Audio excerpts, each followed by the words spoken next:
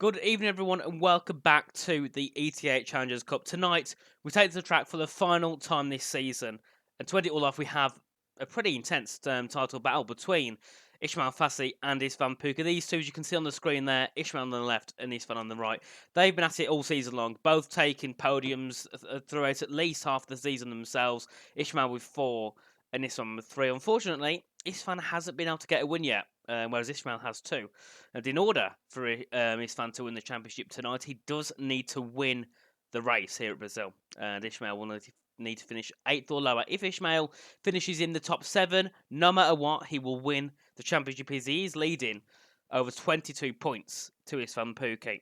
So there's a lot to play for tonight around here in Brazil. And also we have got, if we can look at the standings, many battles around the grid. So we've also got Ben Sabakonyi, who, if István has a bad race, could also try and jump himself up into second in the championship, as he's only, I believe, 9 points back, if I read that correctly. Dylan Warren, Jan Hader, they're fighting for 4th and 5th.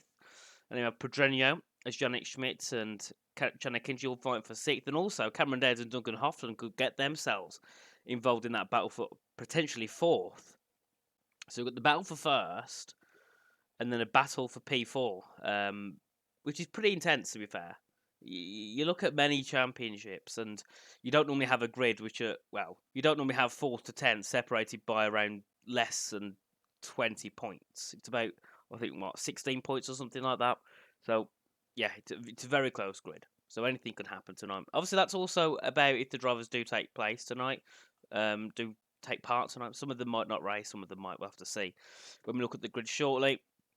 And then we look at the top 10 from last week in Belgium. Ismael Fahssi won the race after starting 5th. He went, I believe, to 2nd in about 1.5 laps. He had a tremendous start to the Grand Prix, and obviously then coming out on top after an incident between Valentin Tayvard and István Puki, who were leading the race. They dropped down. István managed to get back up to 3rd, but Valentin seemed to have issues after issues and unfortunately didn't finish inside the points. I believe he might have retired at the end. I'm not entirely sure. But Spencer Baconia yet again on the podium. Like we've said in many of the past races, he's been a bit of an outlier. He hasn't really been involved in too much carnage and drama. He's just kind of set where he is and just kind of got himself to, to 2nd and 3rd in many cases. So he's had a pretty quiet season. It's worked out because he's sitting 3rd. Could be looking for 2nd in the championship tonight. So yeah, it's been pretty great for him. Sabrino also getting 4th in the last Grand Prix as well. Pretty perfect. Really just avoiding the penalties. That was one of the key parts into Sergio getting that P4. Then Tamas Gal. He went for a bit of an odd strategy. Obviously, it's all to do with testing, so I'm not sure he's too bothered if anything went wrong. But obviously, he tested the medium to hard strategy, which no one else did. And for Tamas, it really didn't pay off. I think without penalties and incidents, he would have been around P7, P8. Then Max Wiesel finished in 6th. That was a surprise. I thought he'd be in the top 5, but he had a penalty. I think he had a bit of an incident with someone on track. Then we had Jan Herde in 7th, Corne de Baca in 8th, Ivan Santamaria, who after starting I believe 16th, got himself up into 9th. Great there for him. And also Alexander Dimas there, just popping himself up into the top 10. So pretty intense race. Lots of many people. I'd say it's a very, I won't say weird, but you look at the top 10 here compared to others, you see many people that might not have made themselves into the top 10 as high. Sergio, I wouldn't have said a top 4. I'd have said probably a top 8. I wouldn't have really realistically said Corneoven and Alexander being the points, being as they started, I believe, 13th and lower. So, yeah, it was definitely many turns of events in that race for sure. And tonight we head off to Brazil, and we've got 18 people in the lobby. We've got a couple of new people here, I believe, again this week. But first of all, we want to have a look at the track, of course. And here we are, the Interlagos circuit here in Brazil. I believe it's in Sao Paulo, which it says on the screen. Yeah, Sao Paulo, with 2 DRS zones. The one heading down in towards turn 4, and the other one heading down in towards turn 1. Pretty decent track.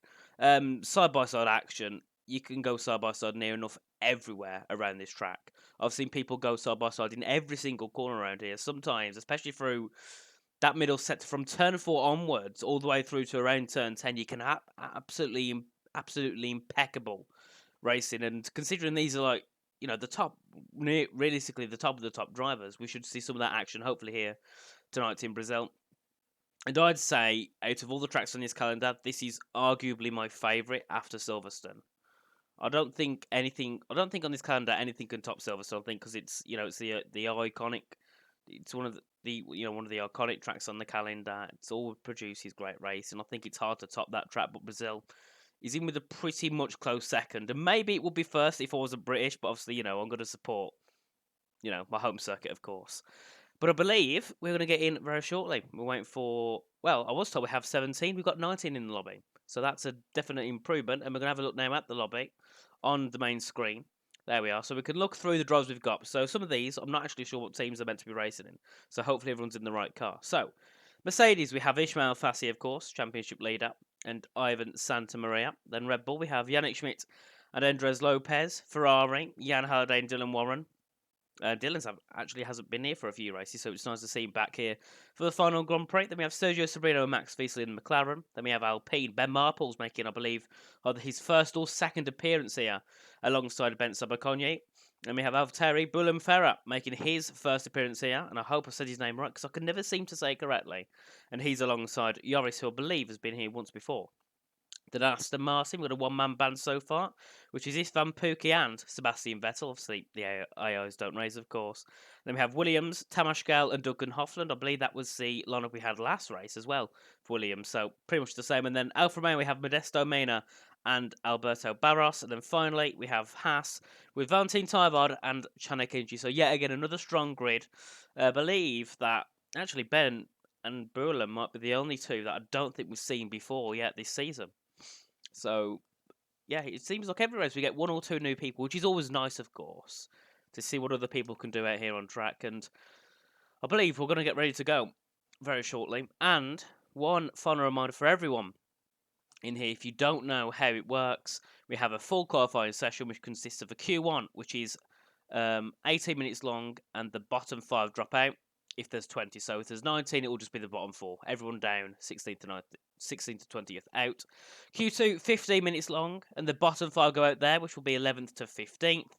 And then finally, Q3, which is a top 10 shootout, is 12 minutes long, and only the top 10 go through to make their starting positions for the Grand Prix. Then finally, we have the race, which is a 50% race, and it's 36 laps long. And obviously, that's because the track's pretty short. Some tracks, like Spa last weekend, we only had 22 laps. So here we've got an extra 14.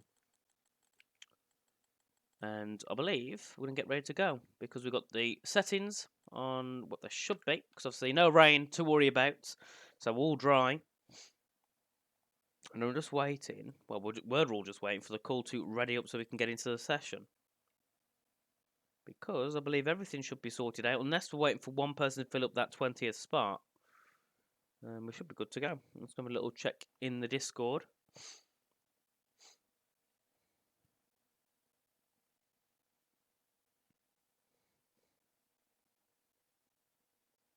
Let me know in the chat as well if the sound levels are okay. Just because I had to have a little mess around with it earlier. And of course, to check in the chat, I've just had a look there. We are doing an F1 23 giveaway between the Twitch subscribers on this channel. So if you are a subscriber, then make sure to enter the giveaway. I'm not sure how you enter it, but I'm sure if you ask in the chat, Alex will be able to give you some guidance on how to do so.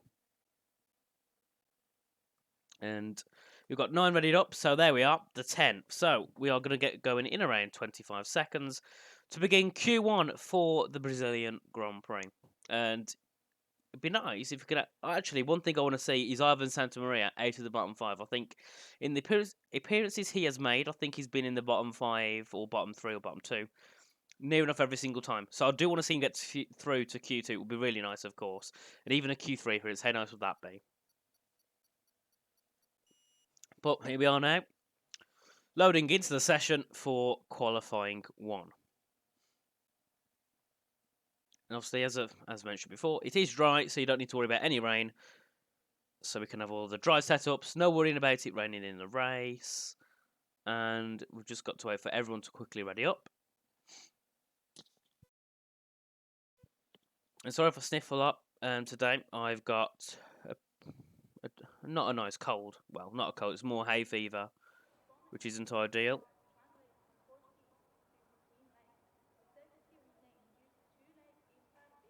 Oh.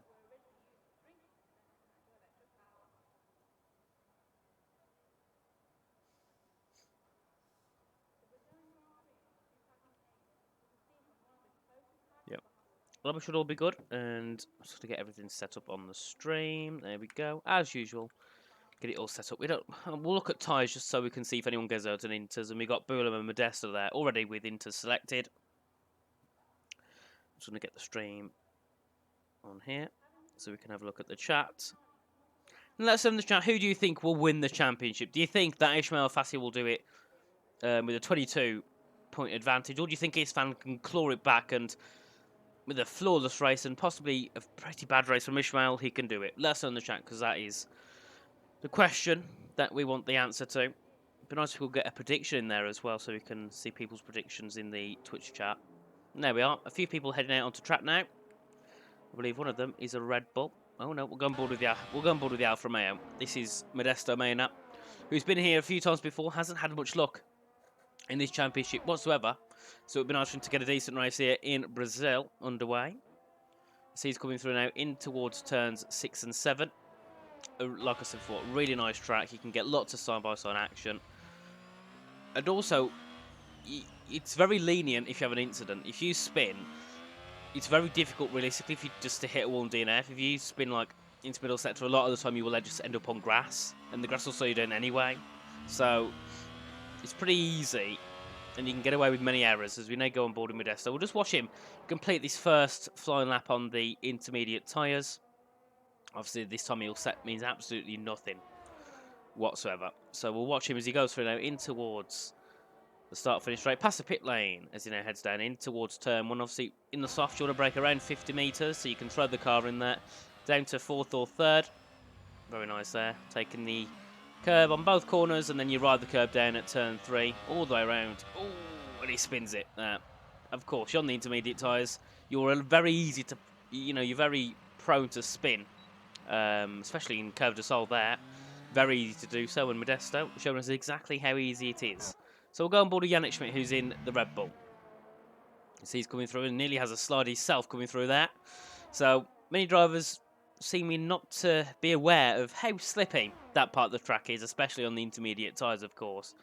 As you head through now in towards turn 4, the Retta Raposta, and then you head up in towards turns 6 and 7, the two double right-handers. You'll just throw the car in realistically and put your foot on the power as much as possible as you head up there. Then down in towards turn 8. Drivers seem to lock up there very easily, and then you come through turn 9, scoop up towards turns 10, 11 and 12, and Yannick there invalidating his lap time. Very nice, and then in towards 11, and then 12, and Boulam sets the fastest lap time so far with a 1:11.089. Into John Say for Yannick, and then he will charge all the way up towards the start-finish straight yet again, unless he pits. We'll have to see as he comes up now. He does stay out, so he will complete another lap. And he, Chanakinchi into P2 with an 11.228. Dylan Warren goes fastest with a 10.6 there, 4 tenths faster, than Boulam, and Yannick yet again having a big slide through the Curve de Sol at turn 3. He lets off this lap as well. Oh, and that's one of the Alfa Romeos nearly colliding into him there as they go through. Up towards turn 8 now. This is Alberto Barros, turn 10, sorry. As he heads through. Obviously, making, I believe, one appearance here this season so far. And it would be nice to see him get into that. Would be nice to see him to get into Q2, wouldn't it? For sure. So he now heads through. Up towards the start-finish line. It's going to get some here. Hang on.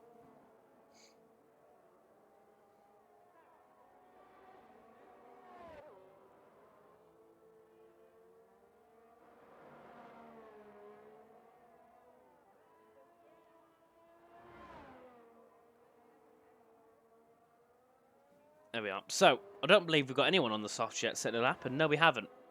Tabashka, he's sitting in 7th with an 11.662. We've got Ivan Santamaria in the top 3 with a 10.8. Marples with a 10.7. Currently, Dylan Warren still stays at the top with a 10.6, and Obviously, when it comes to actual soft runs, that 10.6 will be about 4 seconds slower. Well, 3 to 4 seconds slower, if I get my times correct. And Jan Hade also is on a lap now, coming through.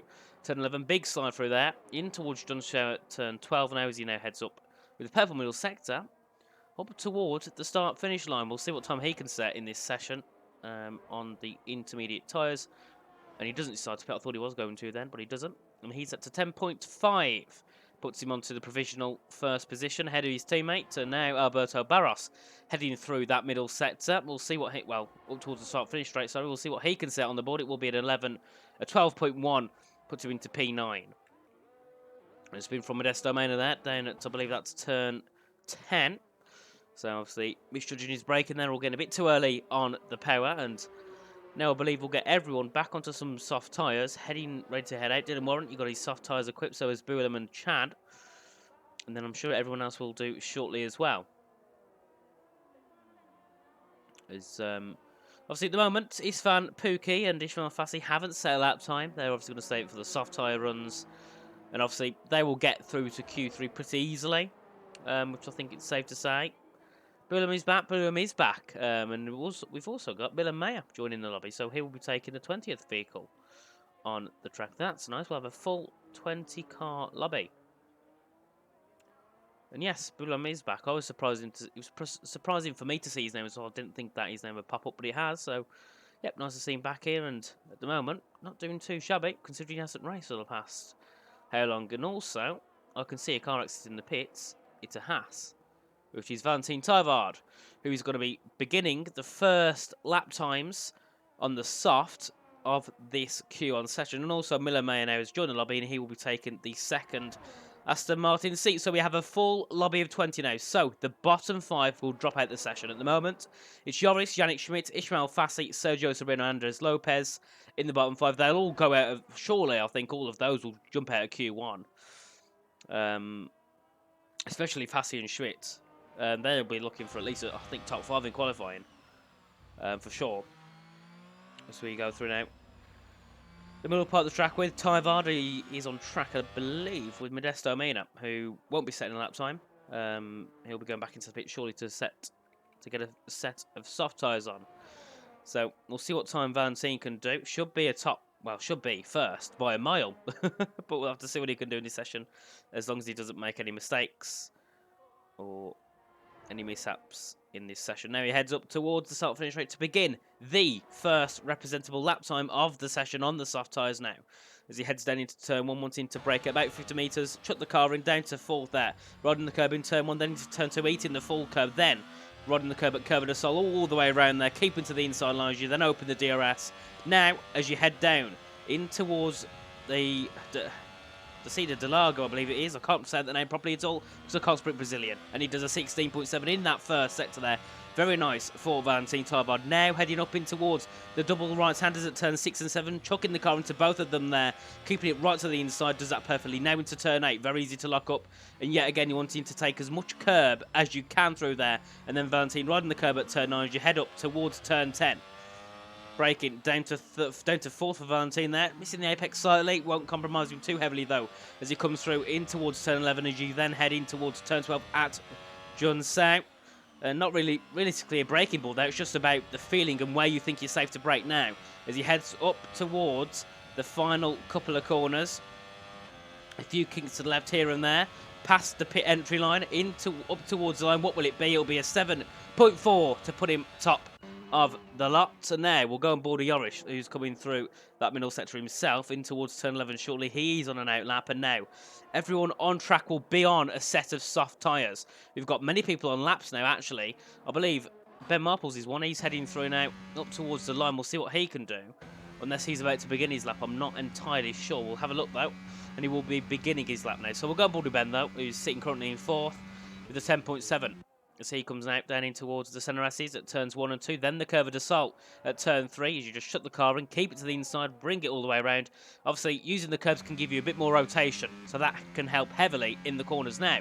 You head down the rest of the Riposta in towards the Descida de Largo at turn 4. Throw the car in, then you want to ride the curb a little bit at turn 5 as you come through there. Now, in towards turn 6 and 7 yet again. Either you lift or you just have a little dab on the brakes there as you throw it into turn 6, then into turn 7. But you've got to be very careful because it can be quite easy there just to lose the car if you take too much force and too much rotation into the corner. Then you come through turns 9 as you head up towards turn 10 yet again. Riding the curb on the exit there. Down to third for Ben. Very nice there through there. Obviously taking a bit more of an inside line compared to Tyvard through that corner now. You head through turn 11 in towards John Show at turn 12, up by 2.7 seconds. And he's on a purple lap time, purple sector 2. And Ivan Santamaria goes up into P2 with a 107.8. Duncan Hoffland goes quickest with a 7.3. What can Ben Marples do as he heads up to the line? It will be a 7.6, puts him into P3. And many drivers on lap times now. The two Ferraris heading through turn 2 and 3 now. Max Vettel, he's on a lap time. He's coming through up towards the line, but I think he's let off somewhere. Possibly down at John Sale, not quite sure. As he comes up to the line, what will it be for Max Vettel? So it'll be a 6, 7. It'll be a 7.4. Puts him into P3. Yannick Schmidt now coming through that middle sector. He's now down at turn 10, shortly before approaching turn 11. Oh no, the one I want to watch is Ismael Fahssi, who has gone up to second. I missed him. István Puki, where will he go as he's coming through that first sector? So only just beginning his lap. So one of the latest runners on these first soft runs as he's heading now out of turn 3 in towards turns 4. Ismael Fahssi obviously should be pretty much safe at that time, I think, but I'm not entirely sure. As István Puki is heading through purple in the first sector. He's got to try and get it purple in the middle, but he's got to be careful because there is a bit of traffic about now. If you come through, the right-handers there, one of the Alpines just getting out the way there, down at turn 8. And István taking it very nicely so far. You can see not putting too much pressure on the vehicle so far. Just wanted to get a nice clean bank lap in, down at turn 10 now. Before heading in towards turn 11, what will it be in this middle sector? Will it be another purple sector? It will. So double purple sectors so far for István Puki, as he now heads up towards, through the final couple of corners, 13, 14, 15. We'll see what time he can do. Valentin Tyvard thinks the 7.4 is safe. And now, Puki up to the line, where will it be? It'll be a P5 there, and Boulan Ferrat, considering he's hardly raced in a long time, he's sitting P3. Chanakinchi into P4, and István Puki there, just sitting into P5. Ismael Fahssi also retiring, thinking he's 7.3 is good enough, and the two Ferraris still in lap times now. They're coming through that middle sector. Actually, no, they're not. They're coming up towards the... they're going to come back into the pits. They've already set time, 7.4 and a 7.4. So both of them currently sitting in that top 10. So at the moment, the bottom 5 in the session is Sabrino, Lopez, Maya, Mena, and Barros. And that was, I believe, Sabrino going up into P12 there as he headed up towards the line and got himself a 7.5. So now that pushes Ivan Santamaria into the bottom 5. Where will it put Lopez now? He'll go into 11th. That puts Joris into the bottom 5 as well. So now you want him to be at least getting a 16. 16? No. A 7.6 to get out of the bottom 5. But realistically, you want to be in the you want to be in the high 4s at least to be safe in this session, I think, at this point. As we go through, that was someone else improving on their time. I think that was Modesto Mena going up into 15th with a 6.14. Puts Ben Marples now into the bottom 5. So much to play for these guys, and yet again it would be Ivan Santamaria out of Q1 as we've seen the past 3 races. So it would be nice for him to get himself out of Q1 on this occasion. His teammate sitting up in 2nd and has retired from the session. So thinking, well, I'd say anyone in the top 6 should be relatively safe. But then again, it also does depend on track condition. It does also depend on, sorry about that, the condition of the track, which is going to stay dry, and also the evolution of the track. So how much more grip and rubber gets laid onto the track can provide you with lots of time, which you look at it from a you look at it from a, what's the word, a wide, broad view, and you think, wow, a bit of rubber, is it really going to do anything? But when you're in the mind of these racers and you look at the tyres and the way the cars work, a little bit of rubber on the track can provide immense amounts of grip. So, yes, rubber on the track does a lot. So that's why sometimes we also see some drivers leave it late on the first run. So István, he went pretty much last. on that first run because first of all, it's drivers have got their cars on the track, get a bit of rubber onto the track, also just hit the track up a little bit as well to provide extra grip for István, and that can also help you on your runs. Obviously, now we're going towards the end of this Q1, and as you go through, Q1 has the lowest grip, Q2 has medium grip, and obviously Q3 has the best grip. So that's why you're seeing 7.3s. 7.3s won't be polling Q3. We'll probably see, I believe, maybe a high 6 for pole position in Q3. So, yeah, and that's why some drivers struggle in Q1 because some of them aren't very good in these low grip conditions. Some are. So you could see Ivan, and you might see him in a Q3 session. He might be a lot quicker than he is in a Q1 just because he can't work well, or he works better at least, with the better grip. Some drivers can work fine with low grip. They're used to it. And Miller now will be beginning his final run of the session. He's down in 20th. Hasn't set a representable lap time yet. So he's cutting on a 26.3. Obviously needs to be about 20 seconds quicker than that if he wants to get himself a spot in Q2. And the top 7, so Max V's also retiring now. So, interestingly, Dylan Warren thinks, right, I'm not safe. He's, 20 thousandths up the road from Max V's, who thinks he is safe. So is this a bit of a brave call from Max? Or do you think or is it too much of a safe call from Dylan? Because that could waste Dylan's a set of tyres unless he does it on used. But if he uses a new set of tyres now, that's wasting him a set of tyres going into Q2. Max, who's a little bit further up road, will have got himself an extra set into Q2, which can then drag over into Q3. And Miller may now have 17 seconds up in the second sector. We'll see what he can do as he comes up towards the final couple of corners. And now every lap time that is set, you've got to make sure it's in that top 15. Otherwise, you're out of Q1. Now, Miller May, what will he set on at the board? It will be a P17. So Miller May are out of qualifying now. Only 17th position with a 7.696. Yoris now. He's coming through that middle sector down at turn 8. And Ben Marbles has retired on track. That's down at turn 3 at Curva de Sol there. So he's obviously pushed too much in that first part of the track. And it's just not worked out at all. So now, Yoris, Ivan and Umberto all have a chance to get out of Q1. Now we're on board with Yoris. Is he up? He's up by 3/10. This is possibly... it might just be enough. This at the moment is good enough for a P13. So he's got to get something in this final sector now to make it work. Yoris, what will he do as he comes up towards the line? Will it be a 7.5? It will be 7.3 into P6 there. So now we'll see what can Ivan do. He's let off, so Ivan is out of qualifying. Can Alberto Barros get himself out of qualifying? Yannick Schmidt goes quickest. Modesto Mena is also on a lap time now. He's coming through that first sector, and Tamas Gal is at risk of being out of Q1, which would be extraordinary. Well, not extraordinary, that makes it seem like a good thing. But it would be... Oh, and Alberto's gone off track, so he's basically out of Q1. We'll see if he can improve, but it won't be much of anything. But yeah, Tamas Gal could be out, which would be surprising to say the least. Considering he's one of the quickest in here, he is part of challengers. You don't want to be out in Q1 at all. And Alberto Barros puts there. So now it's all down to Modesto if he can get himself out of Q1. Ivan's not on a lap time, so it's between these two, Modesto and Tamash. Andres Lopez there, finishing in 13th position. As we go through, Tamash now, he's up by 2/10. Modesto's up by 1/10. So they could also push Ben Sabakonyi out of qualifying as well, as he's only half a tenth up the road to these two. What does Tamas Gal do? It will be a 6. It will be a P2 there, 6.2. Modesto Mena, can he push Ben Sabakonyi out of Q1? Yes, he can. Ben Sabakonyi is out of qualifying 1, which is... I'd also say as a big surprise as it would have been to see Tamas Gal out. Considering Benz is sitting 3rd in the championship, he's scored multiple podiums, he's one of the quickest drivers in this lobby, and he's out of qualifying. It's like seeing Lewis Hamilton qualifying 16th. Something you do not see at all. So, mad scenes there at the end of Q1. And I'd say that is the most surprising thing I've seen pretty much all season.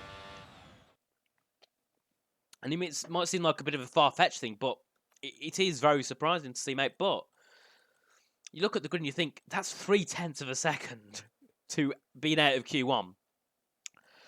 So people such as Jan, who also retired without setting a second lap time, he would have been thinking, oh no, this could end bad for me, because he was only 13th.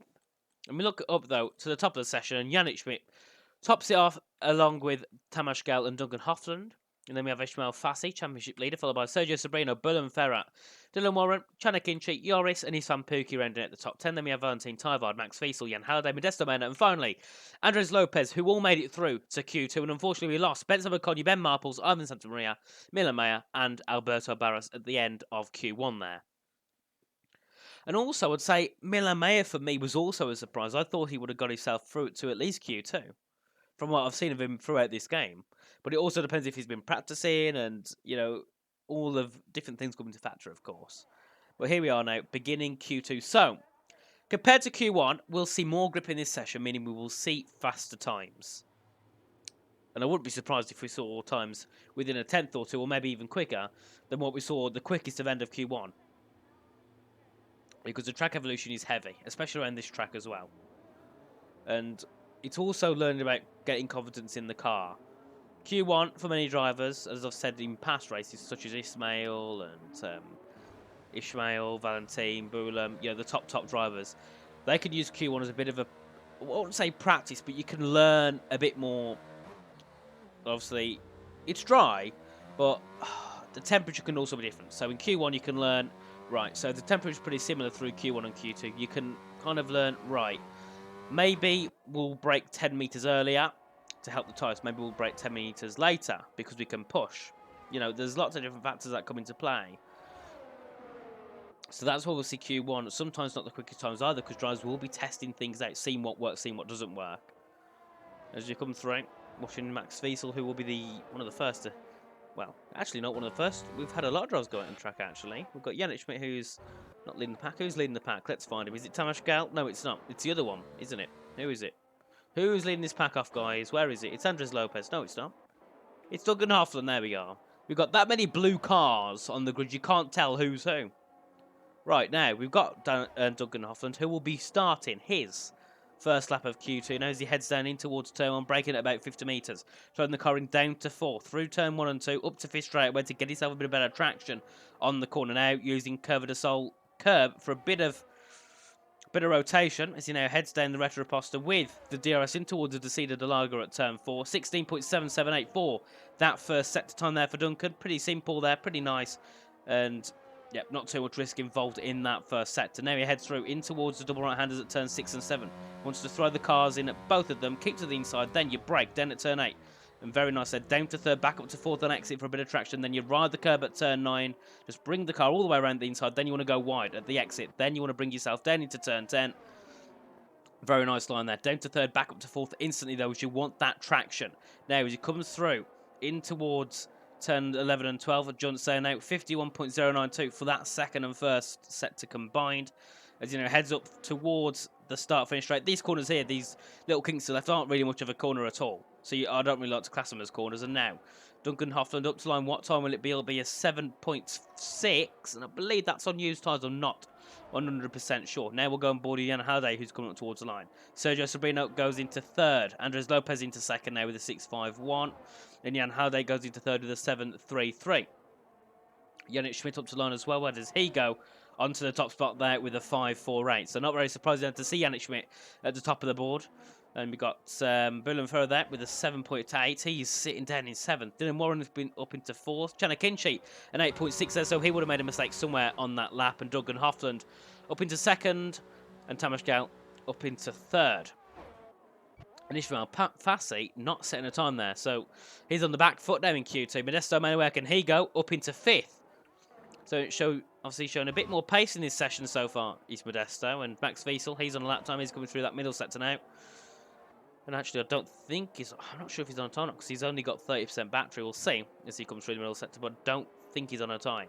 But at the moment, the two championship protagonists, István and Ismael, didn't set laps on the first part of that Q2 session, which definitely isn't ideal because they're now on more of a back foot. So obviously there is 11 minutes to go, so they can do at least 2 or 3 more runs if they need to. But it's not ideal at all going into Q3. And at the moment, even though Chanakinchi set a time, he's in the drop zone for Q2, which would definitely be a surprise as well to see Chanakinchi out in Q2.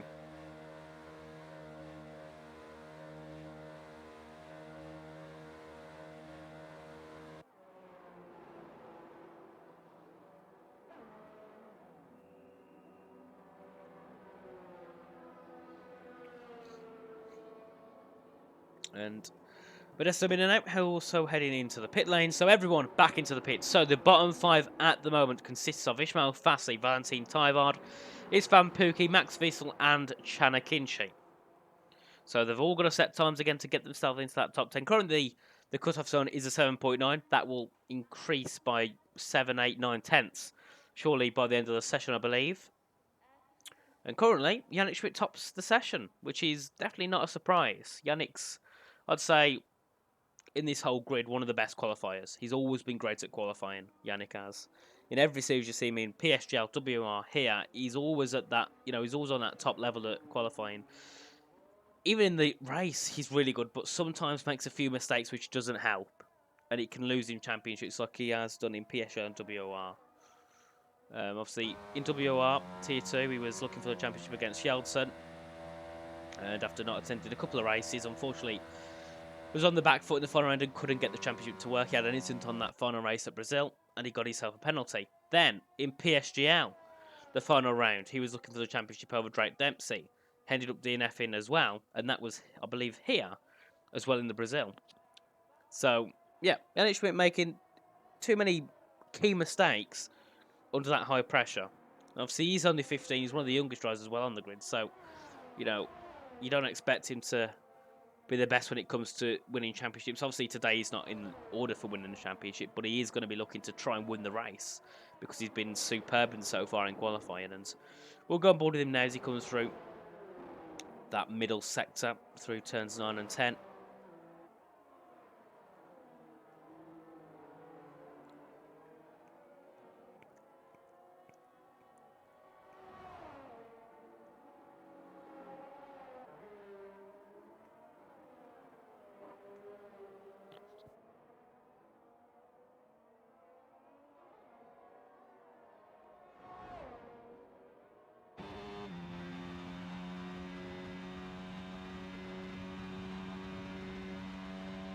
And now, Yannick Schmidt will be beginning his second lap of the session. So currently, sitting at the top with a 7.5. He's now going to be on new tyres, so this should give him a bigger advantage and should improve realistically by 3 or 4 tenths on this lap alone. Now he heads down in towards turn 4. It's a 76,000th improvement in that first sector. So already looking to extend his top one advantage as he now heads through in towards turn 6 and 7. Just throw the car in. Pretty simple. Keep it on the throttle as much as you can. Then you brake into turn 8, down to 4 for when he lets off there. So not sure if that Aston Martin got in the way. That would have been István Puki. And I think that could have been possibly what happened. István's coming through in towards turn 10 now. So go on board with Duncan Hoffland. He's invalidated on his time. Tamas Gal is now beginning his lap. He's coming through the curve of the Sol now, ready to head down the Reta Raposta. So currently sitting in third was... At one point, we're thinking, oh no, he's out at Q1, but now he got himself up into 6th at the end of that session. And now he's up by 1.2 tenths in that first sector, so a vast improvement for Tamas. And that would already put him onto that P1 spot, just from that first sector improvements alone. Now he comes through turn 6 and 7. Valentin Tyvard goes quickest with a 7.112. That's the type of times we're seeing now in Q2, and those times should get even quicker as we head to the end of Q2. Remember, we've still got 6 minutes left, so drivers have got time to set more laps. Ismael Fahssi goes up to the top spot now with a 7.104. Max Wiesel just sits about a tenth and a half back. He's on a 7.2. Andres Lopez also now up into third with a 7.2. So great lap time there from Lopez. Dylan Warren sits into 5th. He's just sitting behind Sabrino, who's in 4th. Now, Tamas Gal, he's coming up towards the line. What time can he set in this session? It should be a pretty good improvement for Tamas. It will be a P3 with a 7.185. So the top 3 all within a tenth of each other. Now, the top 4 within a tenth of each other as Jan Halliday puts himself into the top 3. Now István Puki, he's currently sitting 15th with no lap time set. He needs to get something done now in this session. He should undoubtedly get a time on the board, but he's not going to be on a time this time. No, he's not. He set us a 59.6 in the middle sector combined. So we will have to run again. And I believe he's let off on a previous lap time as well. Zeno comes through. Tanakinchi up to the top spot now with a 7.040. Getting ever so close to the 106s. Now István Puki will be beginning his lap time. Currently sitting 15th with, we'll say no lap time set, because he set a 17.0 on that out lap, or second out lap we could say. Now he heads through the Curve de Sol at turn 3, with the DRS heading down the rest of Riposta into turn 4. We'll see what type of improvement he gets in this first sector. It will be a 2.5 second improvement, so yeah. It seems like István either made a mistake at that first sector or he wanted to go for a double out lap and just get a bit more temperature into those tyres. Now he comes through in towards turn 6 and 7, down to 6th gear, back on the throttle nice and early, just push the car through, then into turn 8. And many drivers taking this perfectly in the past. I've seen many drivers make mistakes there, but today, that corner has been one of the cleanest. Everyone's going through there perfectly fine. Now in towards turn 10. So you could say a bit at the top of the hill because you go up at turn 9. Then you come through towards turn 11, a bit of a downhill left-hander. In towards Juntz at turn 12, sorry. An 8.8 second improvement for István Puki. And we'll see what he can do now as he comes through. This will be a 109 so far, but his third sector will also be an improvement as well. He's also going to get a bit of a slipstream, I think, from that car there, which is going into pits, which was a Haas. Where does István go? Up to P9. So that is not good at all for István Puki, considering he needs to win the race, and Ismael needs to finish 8th. He's on that cusp of being out of Q1. And, I mean Q2, sorry. And actually, Max Wiesel is out of Q2. So is Yannick Schmidt. Two drivers I did not expect to see in that bottom 5. And Yannick Schmidt is caught me by even more surprise in 13th. And then we've got Bülent Ferrer and Joris, who also haven't improved on their first initial runs. Everyone else, Modesto Mena up, has.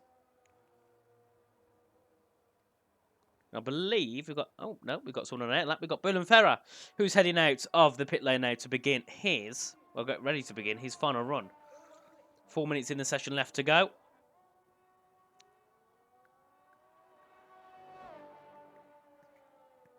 And István Puki now coming through that middle sector on his in lap to get a new set of tyres on to begin the final runs of Q2. And now, an advantage for Ismael Fahssi is he's got an extra set of tyres. Because he only, well, he saved a set in Q1. He's used set in this session along with a new set. So he has got an extra new set for next session. So I believe he's got 3 sets of softs, if I'm correct, to use in Q3. István will have to use an extra set of softs because he's had to go back into the pits again after setting that lap time on new tyres. And now Ferrer heading out to the final few corners now, up towards the start-finish straight shortly. Should easily get himself into the top 10, I believe. He's currently on a 7.8, hasn't improved from his used tyre run. Now he heads down in towards turn 1 at the centre S's. Down to 4 there, very nice as he goes through there. He's on the paper, down to 3rd for Bülent there. So, he's not on lap time because he's let off completely. So I'm not sure what he was doing there, but surely he's not on lap time. Yeah, he's down. Yeah, that was a bit of an odd one there for Bülent. He must be going for a double out lap, surely. And Tyvard, he's beginning lap time. Now we'll go to him. He's currently sitting in P3 with a 107.112. So actually, has Ismael called this correctly? Oh, Valentina's invalidated hand. He's gone a little bit too deep down at turn 3. So he's lost that lap time. But as I was saying, has Ismael called this wrong? Because Chan's out, Valentina's out, Jan's out, Tamas is out. They're all within the same, realistically within the same 10th. Ismael's retired.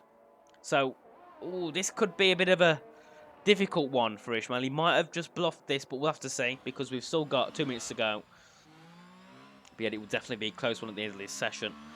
As now we'll go on board Tanakinchi, who's invalidated. Oh wait, is that a double invalidation? Because I know if you invalidate in the final few corners, it does make it so you invalidate your next run. But we'll see. Tanakinchi now comes up towards the line to begin his final run of the session. And no, he hasn't invalidated his. Because sometimes, I'll say, you have it where it says, oh, you've invalidated this and next lap. I wasn't sure if that was the case with Chan, obviously not as he begins his lap. Jan Hardate now begins a lap. He's heading down in towards turn 1 himself. He's done pretty solid, hasn't he, in this session as well. And talking to real challengers, he's had a bit of a shame in these past few races. He scored no points. No, he scored 1 point, I believe, in Bahrain. Double podium that was in round 2 and 3. Silverstone, he got 10th. And then in Spa, he got 7th. So he's had those 2 podiums. And after that, he's kind of dropped off a bit. And I don't know if that was because of having too many expectations of, right, I need a podium every single race now because he's done it in 2. Surely he should do it in the others.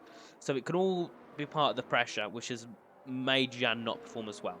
Or it could be the fact he's not practicing, because I know that many people now are getting exams because it's exam season, so some don't have time. Yannick Schmidt and Max Wiesel improving there. Max up to second, Yannick up to third. Bülent Ferrer goes quickest with a 107.014 now, so that puts Joris Modesto, Puki, Sabrino and Andres Lopez in the bottom 5. Is this bad for Ismael Fahssi? Because he's being beaten by nearly everyone who's setting new lap times. Now, Jan Halliday, he comes up towards the line. Where does he go?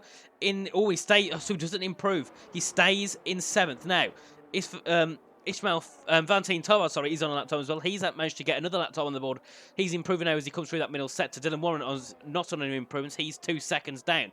Duncan Hoffland, is he on an improvement? No, he's not. Is Tamas Gallon on an improvement? I think he might not be. No, he's not.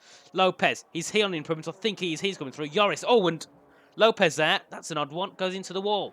So he's out of qualifying. Joris is out of qualifying. Is István Puki, has he got it in him to make it through? Because now Tamas Gal, who I believe isn't on a lap time. No, he's not. Tamas Gal is out of Q2. So he's now not in good. That's a big surprise as well. Tamas not into Q3. István Puki's got to make this perfect now. And I think, yeah, Andres not on a lap time. Is Modesto? I think he might be. But we'll stick on board with István Puki for now. Because we need to see if he can get himself out. He's got to get a 107.144. So looking to push Duncan Hoffland out of qualifying. Modesto is out of qualifying as well. So now István Puki, the only one who can get himself through. He went purple in that middle sector, so this should surely be a vast improvement for István. Can he get himself out of Q2? Up towards the line. No, he can't. István Puki fighting for the championship out of Q2 with a 107.170. That's an even bigger surprise than Benson Tamash being out. He's now in such a bad position. If he wants to win the championship, he's got to go from 12th to 1st, which around Brazil is so difficult to do. At this point, you might as well call Ismael Fahssi the championship winner, because it's going to be so difficult for István to make this work now. So Ismael Fahssi, István Puki is out of qualifying.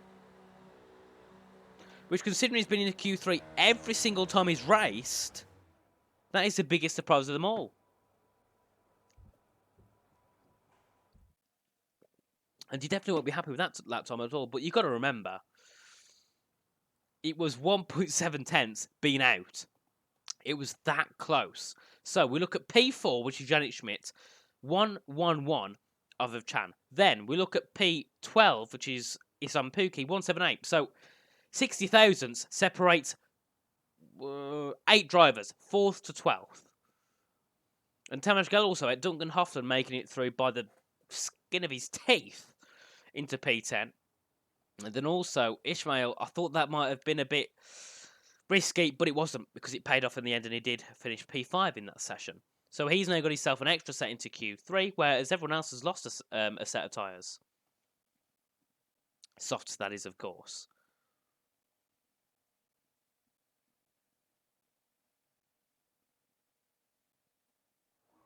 Now here we are. The top 10 shootout has begun. 12 minutes remaining for these drivers to get their final lap times on the board to make themselves, well, one of them will take pole. And unfortunately, one of them will finish 10th, which is the last of the grid. So we look through. We've got Max Wiesel, Bülent Ferrer, Duncan Hoffland, Valentin Taivar, Chana Kinchi, Sergio Sabrino, Dylan Warren, Ismael Fahssi, Yannick Schmidt, and Jan Halliday. And if you only just tuned in, yes, we haven't got István Puki in Q3. He was out in Q2 after setting a time 20 thousandths out of that top 10. So, yeah, very big surprise there for István. And very big surprise for us, because I didn't expect that at all. And now we turn the telemetry off because I want to see. Oh, there we are. All the drivers going out. So we've got Ismael Fahssi, who's out. We've got Dylan Warren, Sergio, Chan, and Bülent all out of the pit lane now. Getting ready to begin their, well, first of their final runs in Q3. No. First of their final runs in the qualifying, their first run in Q3. There we are. Yeah, I've got high fever, so I'm really tired. So, yeah, I messed up a lot. And honestly, I cannot express how difficult it is doing commentary by yourself. Oh, it's painful. I feel like you've been out. You say the same things over and over again. You run out of things to say. But normally I have Joshua Birch by my side, and he could reel off random facts about the track while nothing's going on. I haven't been in experienced enough to know much about that. Yeah, I was going to ask Josh to join us, but he's been very busy with the Indy 500 stuff. So, yeah, I'll leave him be and let him do all that to his own accord. And now Ismael Fahssi is on a lap. He's heading down in towards turn 4 now, along with Shanna Kinchi. A 16.646 in that first set. That's a really nice first set actually for Ismael. Obviously, we'll be on some new tyres. Many people on old tyres, but Ismael, after taking the risk of retiring both Q1 and Q2 after his first couple of runs, well, he's invalidated, so that ruins that one then. So we'll have to go again, or get another set of his new tyres. Shanna Kinchi, however, has made it valid all the way through that second set. He does a 50.963 in that first and second combined as he now heads up towards, well, we'll start to head up towards the line. He comes through turn 13 and 14 and 15, past the pit entry line. You ride the green curve up to the line, it will be a 7.492. So that is new tyres for Shan. And Dylan Warren, also on that time now, he's coming up towards the line. What time will he set at the start of this Q3 session? It will be P2, but it will be a 5.66. Then we've also got Sergio Sobrino, who's on a lap time. He's coming through now. The first part of the track, he's coming through Curva de Sol at turn 3. I'm not sure if he's on at that time or if he's let off.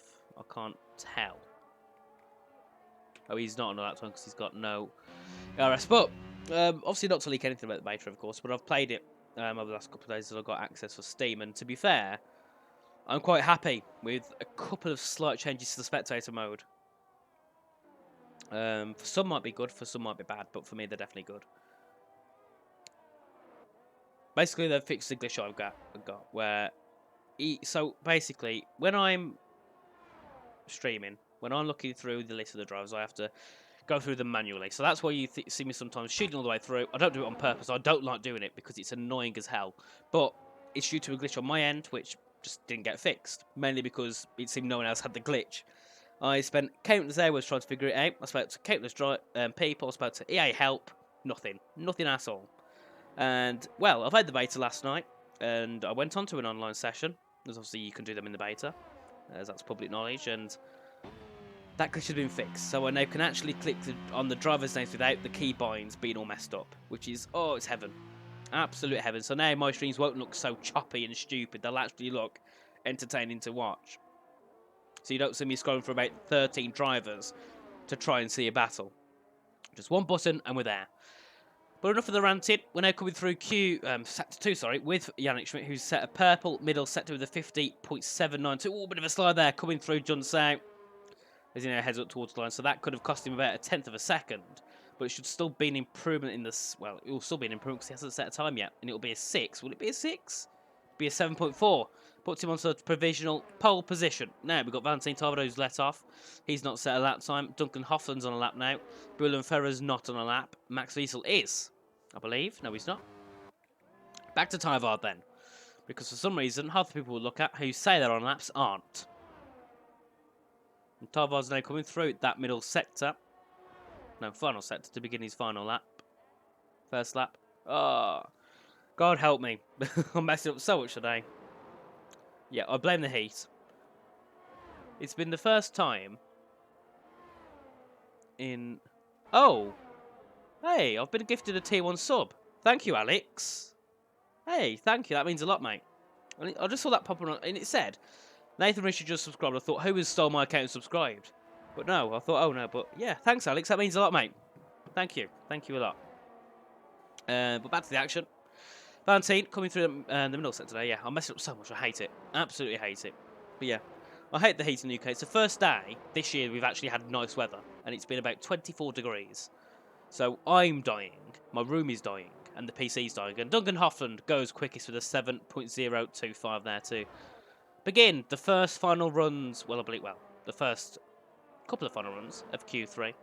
Obviously, the 7.0 would have made it easy for Q1 and easily through Q2. But into Q3, that could be the difference between 1st and 10th. Ismael Fahssi, the second driver so far to go into the 60s, as that's what Shanna Kinchi did at the end of last session. But unfortunately, we missed that because I was too engrossed in István Puki being out. Avanti Tarvod makes him the third person to go into the 106s as he goes onto the board with a 6989. Brilliant Ferrer up into fourth at 7.041. Halliday a 7.146. Akinci is up by 45 thousandths. He'll be shortly coming through the final sector now. Is he improved? He's up by 4.5 tenths. This is looking for a 7.0 so far, but could obviously get an improvement in this final sector as he comes through.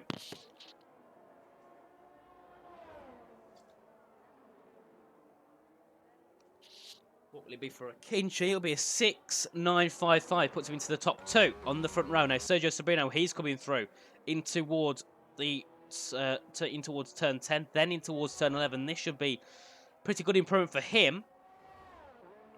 He's done a 50.9. I believe that's 2 tenths off of what Hoffland did, I think. So should be around a 7.2. Should be P7 for Sergio.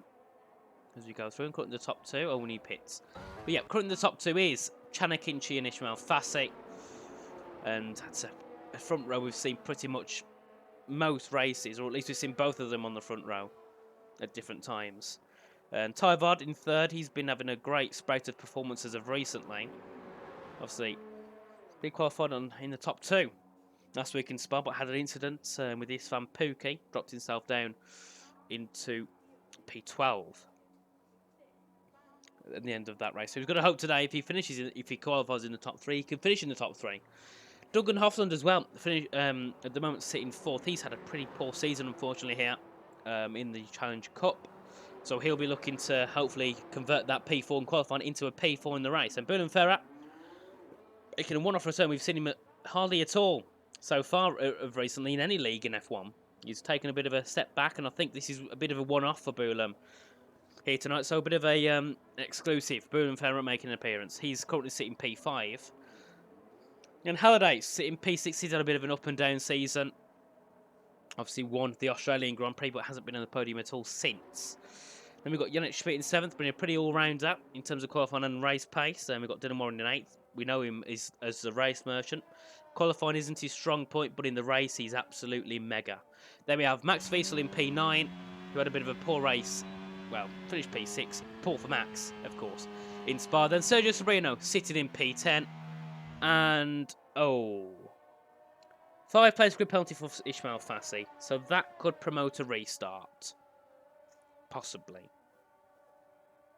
We'll have to see, of course. But yeah, Sergio, obviously, done pretty well this season himself. Obviously, he's one of those drivers which seems to never get penalties at all. He seems to avoid so many track limit penalties, but he seems to get involved in too many incidents, which is a shame. But yeah, obviously, having limited penalties in Spa brought him home to P4 after qualifying P10, of course. So, very well done from Sergio, that race. So yeah, pretty solid Q3 grid, and everyone now on their out laps, ready to begin their final runs of qualifying. Right, we'll go on board with Ismael, who's now... Oh, he's not going to do a lap. We'll go on board with Boulam, who is going to do a lap now to begin the final runs of Q3. Ismael has got time, though, to go. He has got time to go again, as long as he gets around the track in 1 minute and 40 seconds, which is more than possible, being his lap times around here are about 1 minute and 6. And now Boulan comes through turn 3, now heading down towards turn 4, down the Retroprosta. Does he not have DRS? Oh, he's 6 tenths down, so he isn't going to be setting lap time this time round. Oh, that's an odd one. But Yannick Schmidt is going through, and is he setting lap time? I don't know. Well, Washington knows. He goes through in towards sector 2. And no, he's not. He's let off. Right, have I just missed something, or is no one setting lap times at all? Dylan One's invalidated. Max Wiesel's invalidated. Sergio Sobrino is going... Well, he's setting lap time, actually. He's coming through Q2, through sector 2 now. As he heads through. Turn 9, just keeping to the inside there. Then wide as he goes up towards turn 10. We'll see what he can do in this middle sector. Very nice so far for Sergio. Obviously, the only one at the moment, I think, actually on a lap time. As he comes through, what is he up by? It's a 50.5. That's a really nice first middle sector there for Sergio. As you know, comes out of Junsao Heading out towards the line, what will this be for Sergio Sobrino? He can't set another... Well, he can, but he hasn't got the battery to set another lap time, so it's got to be now or never. What does Sergio Sobrino put on the board? It's a P4 with a 7.006 now. Chanakinchi is on a lap time. He's invalidated, so he won't be improving this session. Can Ismael Fahssi improve? He will be beginning his lap time now. He's back up to 100% ERS, and he's now got 20 seconds to go. So he will be beginning his final lap now. Max Fiesel, however, is also on his final lap. He's heading now down in towards turn 4 shortly down the Retro Prostat. Currently 10th with a 19.0. He's up by 1.5 seconds in that first sector because he hasn't set a representable lap time just as yet. As he now comes through in towards turn 6 and 7, he's going to get a vast improvement in this session. He's got to make sure he makes no mistakes, as if he does now, he's starting 10th, which is not ideal at all. And considering he's one of the best drivers in here, you don't want to start 10th. And he comes through. To turn 9 in towards turn 10 now.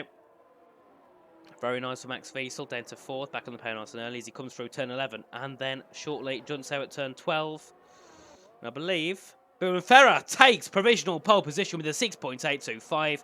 Chanakinchi finishes 3rd with a 9.55. Can Max try and take this pole position away from Ferrer as he comes now up towards the line?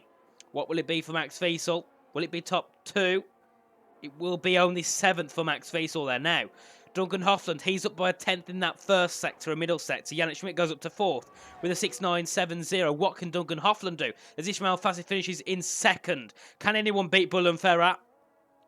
Well, Duncan Hofland can't, but he puts himself into P3, and that is qualifying over after Valentin Taivo. Can he try and get through on Ferrer and take provisional and take pole? No, he can't, but he can take this first. He can take the second position on the front row. Perfect there for Tyvard. Demoting Ismael Fahssi down to P3. There we are. And Ferrer, making his first appearance in a long, long time, takes pole position here with a 6.825. Then Valentin Tyvard finishes 2nd. Ismael Fahssi 3rd. Duncan Hofland 4th. Chanakinchi in the top 5. Then we have Yannick Schmidt, Sergio Sobrino, Max Fiesel, Jan Hade and Dylan Warren in the top 10. So yeah, the qualifying positions definitely changed a lot through that session. Jan down to 9th, which is a shame. Dylan also finishing 10th. He didn't improve off his 7.5, which wouldn't have even gotten through to Q2, which wouldn't have gotten through to Q3 if he set that in Q2. So, yeah, big shame for Dylan, of course. But it's Ferrer from Tyvard.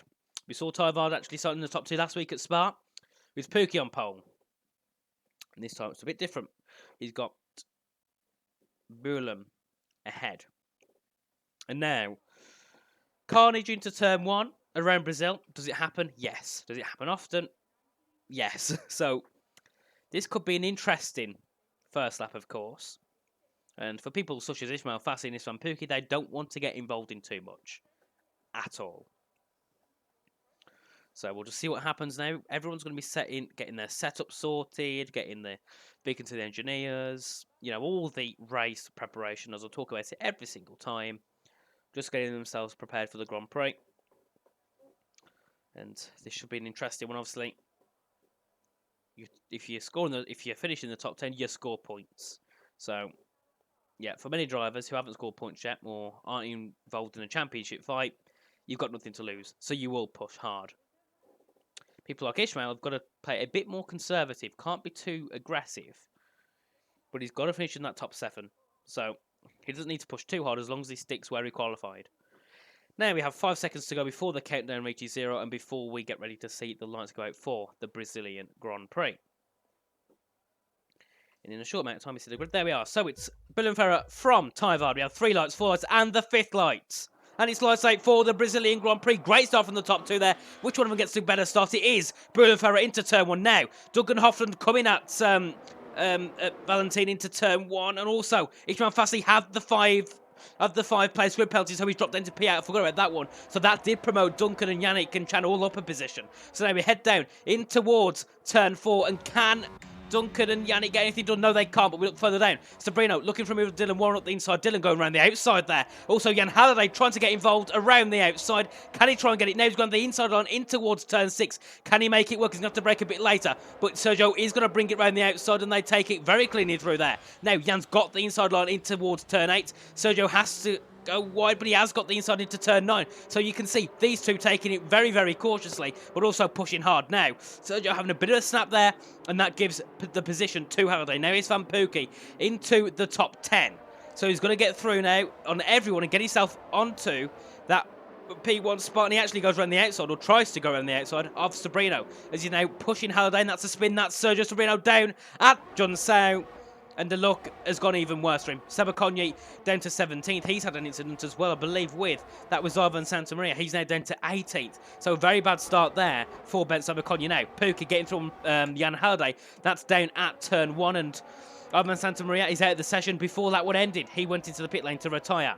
Now, we watch Halliday. Has he got enough pace to gain on Puki? No, he hasn't. Puki, however, has got to try and gain more on Dylan Warren. We know Dylan is perfect in the races, so it's going to be a bit of a hardship for István to try and get through on Dylan. And Dylan's also trying to get through on Fahssi. Obviously, it doesn't matter if Puki passes Fahssi, because Puki's got to finish first. That's it. He can't finish any lower than first if he wants to win the championship. First is possible, but it's definitely a long shot, of course. As we go through, we've got Yannick Schmidt gaining more on Duncan Hoffland. Duncan would be nice. Definitely would be nice to see him have a P3. He's scored no podiums this season. He's not scored many points at all. I believe he's on 20 points. So yeah, P3 would be 3/4 of the points he's scored in the first 5 races. So it's great, but it makes it look like his first few races were really, really bad, of course. And now Chanakinchi gaining on Yannick Schmidt. This is down in towards turn 1. ERS usage. Slipstream into turn 1. Can Chanakinchi get ahead? I think he will. Oh, and it hits the back of Duncan there. Have to have a bit of a lock up there, just so he could avoid hitting the Williams. And that could have been already over for Duncan after I said he could get P3. So, yeah, the commentator's curse hasn't been a thing just yet. But I'm sure it probably will be sometime in the race. And Van Tien gaining a lot on Boulan and Ferrer. But, yeah, Ferrer making his first appearance for a long time on the F1 game. And he's currently leading the race. So, yeah, perfect stuff from Boulan.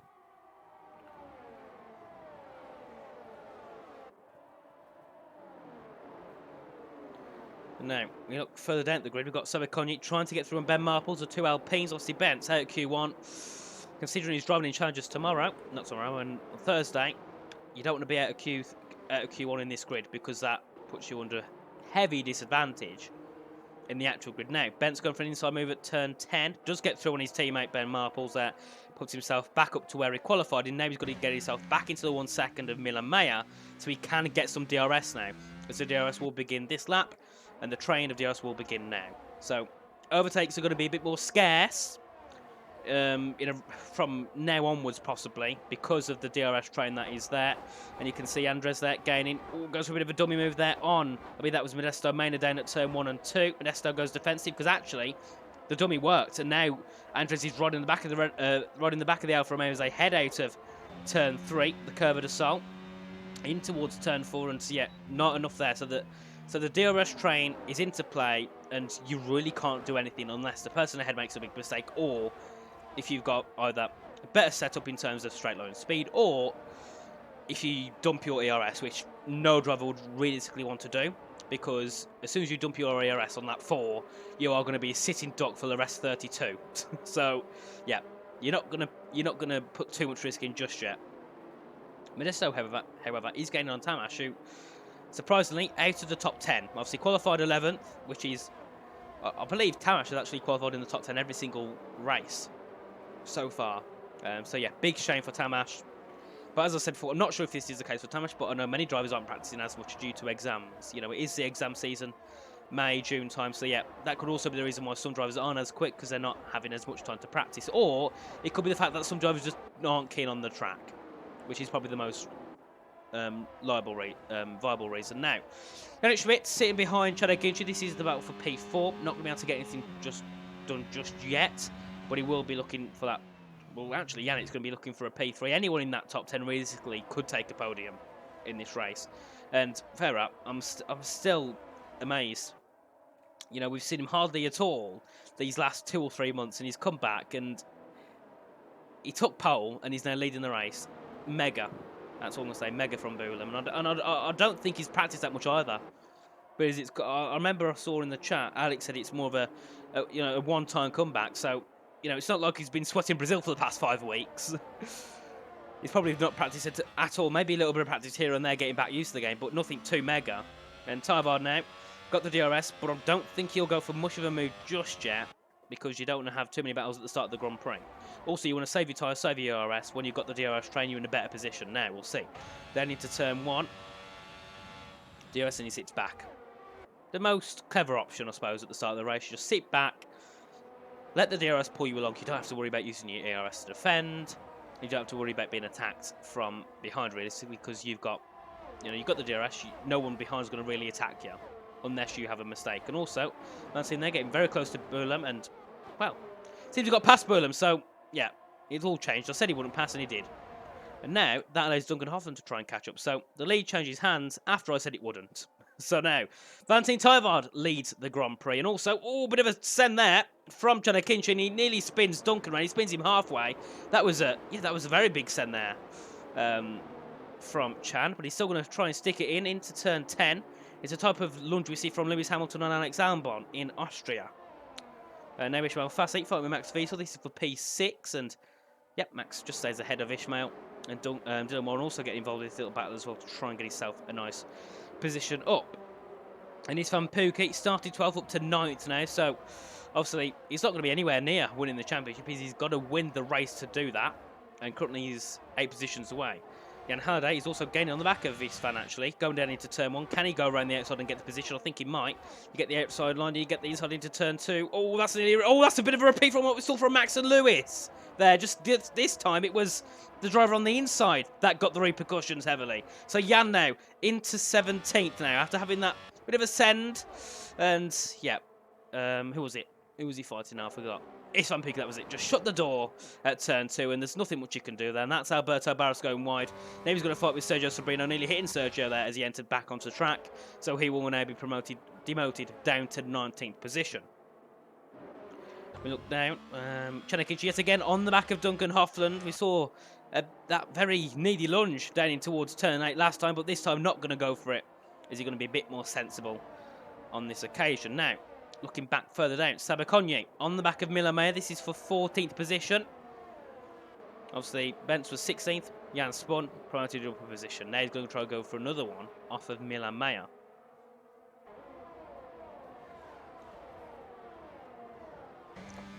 As we head up now, in towards turn 1, and now, I can promise you, from this point on, there'll be very little overtakes until we pit. When we get the medium tyres, that's when we see most of the battling, because people will be, actually, we'll look at the tyres, because we haven't actually looked at them, have we? Here we are, everyone on hard, so yeah, go on the hard medium strategy. This time Tamash's thinking, yes, we won't take the medium hard, because, well, we all know it didn't work out at all. You got some help from penalties and incidents, but yeah, we all know that was definitely not the right strategy. But you've got to test it out, and if you don't try, you'll never find out, of course. And Alberto Barros spinning down at the exit of turn 4 in towards turn 5. He's going to be pretty much out of the race. He's not going to get many points at all because he's far behind. And if you all, well, you should all know, in challenges you don't have safety cars, so it's not like we can get a safety car in 2 laps time and Alberto can catch up. No, no, no. It's a lot more harsh here. You make a mistake, you have way much more to pay for it. And there we go through in towards John Say yet again for the 8th time in this Grand Prix. The 28 laps remaining, I believe, if I get the maths worked right. Yeah, us commentators don't really get, aren't really the best at mental maths. So, yeah, I believe it's 28, no, 27 laps remaining in the Grand Prix. And, oh, a bit of a dummy yet again from Lopez on Modesto Main, and that's what we saw beforehand at turn 1. And that nearly got a move from Andres, but just not enough. He went for it again, but this time Modesto seemed a lot more covered from it. And he's like, well, he's going to send that again. I'm not going to bluff at that one. And they're also trying to catch on the back of Tamash Gout. This is for 10th position as well. So Modesto having a pretty decent start. So is Tamash as well, up into the points now. Obviously started 11th, moved up to 10th. And Puki as well up to 9th. So many drivers improving. We'll look at the position change on the first 9 laps of the race. So there we are. So Sergio dropped down 12 positions. Jan dropped down 8. They both had many... Well, Sergio had an incident down at John Sau. Jan had an incident down at turn 2, which is the centre S's. Many people have made positions. The one to make the most is Miller Mayer with 5. Modesto has made 4. And István has made 3. Then everyone else, apart from Dylan Warren, has made 1. Bulam and Valentin are the only ones at the top to swap round. They've just lost 1 and gained 1. And then 3rd, 4th, and 5th have stayed the exact same. There we go. Just going to get everything back onto screen properly. And looking back at the top, because I can't use the keybinds. There we are. So, Huffland looking to try and get a bit closer to Ferrat. We're going to hope it doesn't repeat what Janakinchi tried doing at turn 8. Because that could end very badly. Luckily, Chan managed to catch Duncan from spinning fully. So, as much as Duncan will be annoyed with Chan, he'll also be happy that Chan managed to save him. We now head up in towards turn 6 and 7. Duncan, 2.5 tenths back off of Ferran. There's not really much else going on around the grid at all, apart from this battle here for P3. Well, P2, we've got Bulam, Chan, and Duncan all involved now. Another spin for Alberto Barras, this time down at the curve of assault at turn 3. So now he's pretty much 18 seconds back. He's a pit stop behind Neely. So, yeah, not going well at all for Alberto. On lap 10, 18 seconds back. Not ideal. Everyone else, 1st to 18th, all within that DRS train. Sergio Sabrino's done a great job to catch him too, because he was 4 seconds back at one point. He's now back into the 1 second, so he's done pretty good there to get himself back up. And now, Janakinchi. We'll watch him as he comes up in towards turn 1 there. Duncan trying to break a bit of the slipstream into turn 1.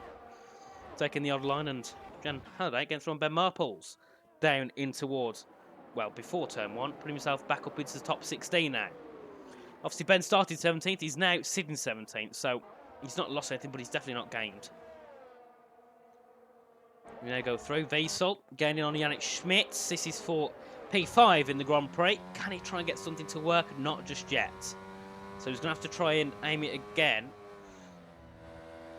Possibly in the same place next lap. I'm not sure if it was due to pace difference or if it was due to a mistake that Yannick Schmidt made. To go down in towards turn 9, shortly before going up the little hill in towards turn 10. And you can see Duncan catching a lot onto the back of Ferrer now. And Valentin doing a pretty sick job at just in the race, just chilling. Same as what Burlam did for the first few laps. Just sits there, doesn't push too difficultly, just lets the DRS pull everyone along with you. And we'll see, because the gap's 7 tenths. We don't know, is it worth Valentin trying to push himself to the higher than the 1 second? Because look at that. Bullam gained absolutely nothing with that DRS. Like, he gained a 10th. This is the perfect opportunity for Valentin to get himself out to the 1 second. As long as he pushes. Because the gap's 8 tenths with DRS and not going to make anything work, is it? Right now. We'll look at the telemetry. There we are. So, 32% for Valentin, 40% for Bulam, 40% for Duncan, 40% for Chan, and 75% for Yannick. So Yannick in the best position so far, not using any, well, not using much ERS at all, back at 80% now. And Dylan Warren, he's absolutely none, he's at 100%, so he's just chilling. Oh, that's a spin. That's Yannick Schmidt down at turn 9, turn 10. He's gone round and he's now going to drop all the way down. And oh, that's what I said about Yannick. He can be perfect in qualifying, but he makes too many mistakes at key points, and he's now all the way down in 18th and will be practically out of the race. He's not going to be able to fight back at all for many points at all. That now pushes Max Wiesel into the top 5 and Ismael Fahssi into the top 6.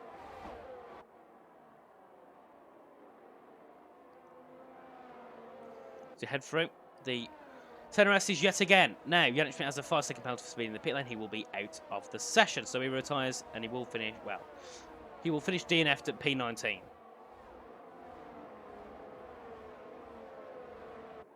Now, I want to watch Sabrina because I've noticed he's gained a lot on Marples.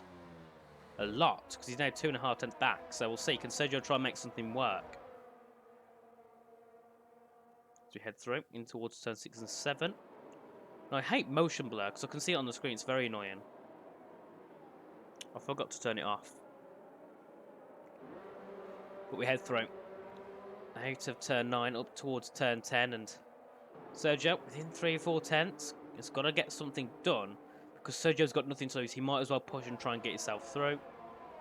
And realistically, when it comes to the pit stops, Sergio's one of those where he can benefit from an undercut. If he pits 1 or 2 laps earlier than everyone else, he has better times than everyone else pits, and also that helps him because he's going to be able to just get himself into some free air. Warren looking for a move on Fahssi though. This is then into turn 1.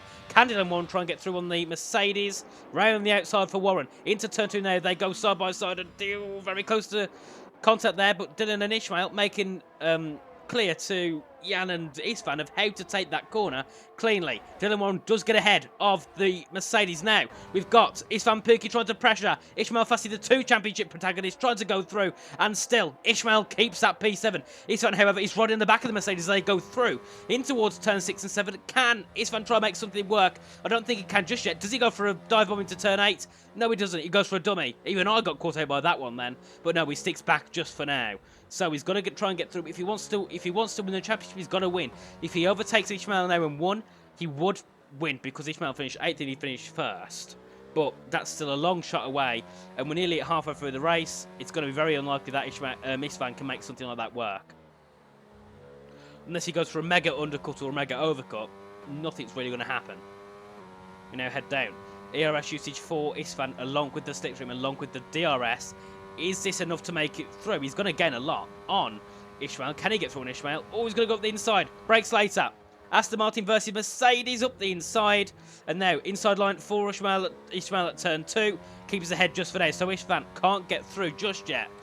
And very lucky, we could have saw what we saw with Jan, but with Ismael this time. This time, no. They make it through cleanly.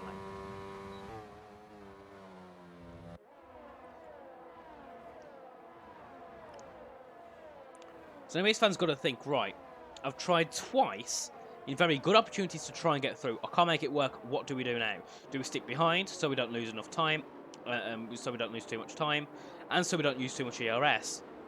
Or do we just risk it and risk it and risk it and just try and get through? But the more you risk it, the more Ismael would be defensive, then the higher probability there is of a crash.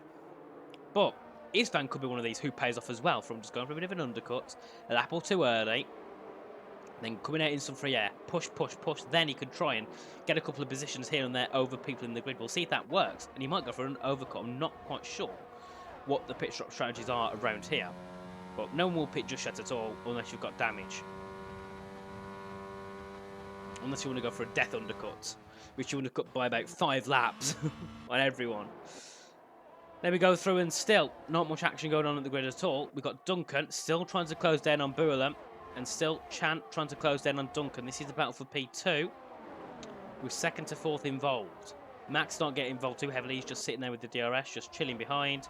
So is Dylan. He's just sitting there 7/10 back off Max. Not too close, but he's not too far away to lose DRS, so he can just sit there and drive along. Now, back to the ERS. So, 50% for Valentine, 60% for Farah, 59% for Duncan, 7% for Chan, 59% for Max, 60% for Dylan Warren, 21% for Ismael, and 51% for István. So Ismael's used a lot to defend from István there.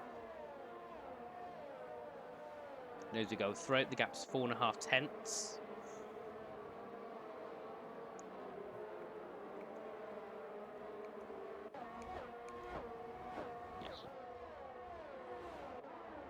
Then when you do look at it, Ismael has used a lot more ERS than everyone in that top 10. So is it a bit of a disadvantage now when it comes to the second stint if he doesn't regain all that ERS, which means now he's got to be careful how much he uses now. He's got to gain as much back as he can, so he could just be in that same advantage with everyone else, just be equal to them all. So now head up in towards turn 4. The gap's around 5 tenths between Ismael and István. Remember, these two are the ones fighting for the championship, but the moment if István was to overtake Ismael, it would mean absolutely nothing. If István was to overtake Ismael now and win, it would mean a lot. Because it would win in the championship, effectively. Because Ismael needs to finish 8th or lower, and István needs to win. Because their gap is 22 points. Second place wouldn't cut it. It'd be 3 points out with the fastest lap. So, yeah, a lot of work for István to do. And I don't think it will happen at all. But Ismael, however, he's not had the best race either, has he? He started 8th after having that 5 grid place penalty. And he's now stuck in this train at 7th. And that's the issue you have around here. No matter how quick you are, if you're in this train, you can't get through. Now look at the top, because we've got Buelam looking for a move, possibly on Valentine. No.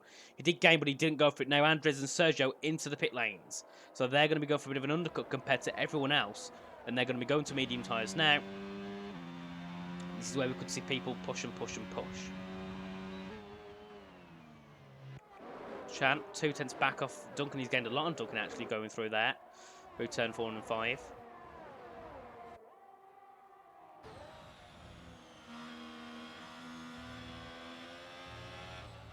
Oh, bit of lag there from Duncan. Just hopping back a little bit there. Chan nearly, well, I think Chan actually went inside him a little bit, but ghosted, which is lucky. At least that's what we saw on our screens anyway. Now, we head through in that middle, the end of the middle sector now. And when do we see people start to pit? Because that's the key point now.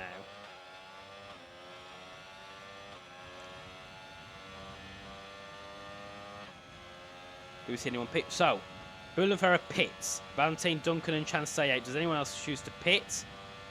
So István wants to say, oh, that's Chanakichi going for a move for P2. Locks up though, hits Duncan Hoffland. Going through turns 2 and 3 now. Oh, and Duncan pushes Chan off the track. And they're going to collide and Chan's round. He tried to get back on track, but they collided and Chan now practically... And he's retired on track. So Chan out of the race. Now, that puts more people into the top 10.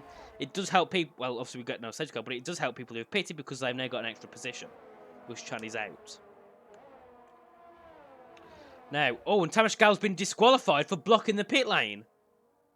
So, absolutely everything's going on now. How's that happened for Tamash? He's out. So, that's very weird. So, Tamash is obviously... He might have spun or had some sort of collision in the pit lane and it's disqualified him. Which is very weird indeed. So now it changes up completely because you've got Max Fahssi in the top 3 and István Puki as well. You've got Chan, who was ahead of István, now out. This could help István a little bit more, but he's got to make something work. Right, Valentine pits, Duncan pits, Max pits, István pits, Modesto pits, Joris pits, Bence doesn't pit, Jan doesn't pit, and neither does Ben. So now we'll watch Boulenferra because I want to see where Valentine comes out compared to him, because this is the interesting part now. Has the undercut or the overcut worked? Right, into turn 1. Boulen. He's got ahead of István. He's not got ahead of Max just yet. He's going through turn 2 and 3 now. Right, this is going to be very key between Valentine. They're going to literally be side by side. There's Valentine. He's going to come out just behind. Yes, he is. They're going to go side by side near enough into turn 4. And I think that has worked for Boulenferra, because now Dylan... Oh, they've made... That's contact. That's Dylan Warren and Tyvard, who made contact down at turn 4 there. Not sure what happened. It seemed like Dylan went for an inside move and it didn't work too much, and that just sent him round. That's a very big shame there. Now Ismael Fahssi, sorry, on the back of Max Fahssi. Oh, that's a bit of a slide there himself. Nearly loses the car. Miller May's out of the session in the pit lane. So now we've only got 15 runners. But everything's changing heavily now in this race. As we go through, Tyvard behind Duncan Hoffland, who now the top 3 is Boulen, Duncan, Valentine, provisionally. At the moment, that is provisional, so it can all change. And Bence, Jan, and Ben are all going to stay out. Still going to stay out, actually, aren't they? Yes, they are. They're still going to stay out. So very weird what strategy they're going for. And Valentine's got through on Duncan. That's down at turn 1. So Duncan back down to P3 now. And Alberto spun off. That is the car of Miller Mayap. That's just pulled over on the track. And Fahssi also trying to gain on Max as well, in towards turn 4.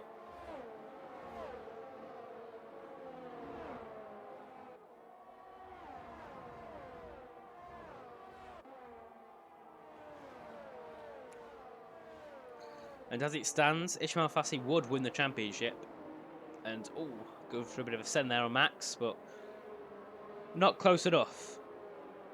As we head through, and now, this has worked out heavily for Boulen because he's got a 1.5 second gap to Valentine. So if he can just push this a little bit more, he can extend his 1 second gap. Well, his gap outside 1 second. Then it puts more pressure under Valentine, because Duncan's got DRS, Valentine hasn't. So then we can see more scraps and just help Boulen just up and up and up the gap. So this is looking like it's going in the hands of Boulen very easily. Now, Ben's pitted. Where's he going to come out? Because he's only just gone to Sunday Times. He's gone on to medium. He'll come out outside the top 10. Jan and Ben still choosing to stay out at the moment. Now, Ben comes out P13. He'll come out P14. He'll come out behind Dylan in this race. And we go through on board with Boulen. Currently 1.4 seconds ahead of Tyvard as we head through. And also Hoffland looking to gain a little bit more on the back of the Haas, but yeah, not close enough just yet. And Miller May's left the session out, so he thought, yeah, I can't be bothered to watch any more of this race. I am done. So he's gone now. I have to enjoy his night, his evening, or... Well, after that race, probably not enjoy it. There is sadness, disappointment. We go through. I'm just looking to see if we can see any battles going on the track, but I don't think we've got any at all. Apart in his top two. Right, so Yampit, Bent still stays out. So is Bent going to go for softs at this point now? What would the strategy be? Does he just try and stay out as much as he can? And try and make something work as we go through. There's still Duncan gaining now. Valentine's getting a little bit closer to Boulam. The gap's 1.2 seconds. Didn't want to retired in the pit lane, so he's done with this race now. So it puts it down just to 14 runners. But yeah, Valentine's got to get himself closer to that 1 second, otherwise he's going to be in a really bad situation against Duncan. Because now Duncan can just sit behind and just launch it at the final lap because the DRS is very, very powerful around here, along with the ERS, because Valentine's got 16%, Duncan's it's only got 22, but it is a little bit more. And it's a lot easier for Duncan to save his DRS under ERS than it is for Valentine. Obviously, Bents will have to pit surely soon. He's 8.4 seconds. I think he knows he's pretty much done in this race. There's absolutely nothing he can do at all to fight anything back. He's going to come out behind Ben because the gap's what? It's 8 seconds to P2. Look at the gap to leader. There we are. So the gap's 19 seconds. So yeah, Bents will easily come out P13. And István Puki takes the fastest lap. He's actually going for a move on Ismael Fahssi. Down at turn 1, just within a 0.2 of a second. The gap's coming down. He's going to use his ERS. Ismael's got way less ERS. He's got 14%. István on 47. So about 30% more that István can use to his disposal. And Valentine getting a little bit more closer to that 1 second gap of Boole and Farah. 1.2 was 1.1 going through into turn 4 there. So he's still within reaching distance, but Valentine just not enough thrown at it yet. You head through István, 2.9 tenths back as he goes through into turn 10 now.